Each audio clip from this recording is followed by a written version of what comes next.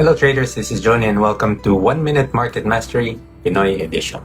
So ngayong araw, pag-usapan natin ang tatlong pinaka-importanting formula para sa tuloy-tuloy na kita sa trading. Una, oras or time. Time is equal to volatility and volatility is equal to energy.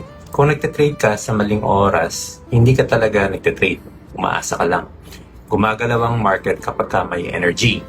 Mag-trade sa tamang session kung kailan buhay ang volatility at doon malakas ang presyo.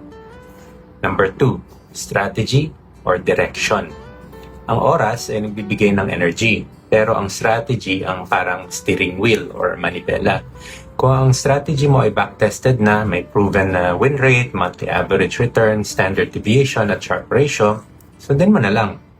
Huwag nang palipat-lipat ng strategy, lalo na kung galing sa YouTube kasi karamihan dyan hindi tested.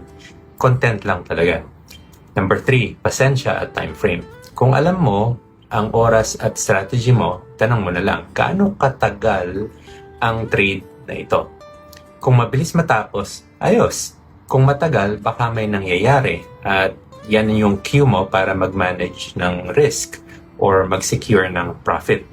Ang pasensya ay hindi lang basta paghihintay. Ito ay strategy din. Remember, ang trading ay isang skill. It doesn't get easier. You just get better. And that's 1 minute. Like and follow for more 1 minute market mastery.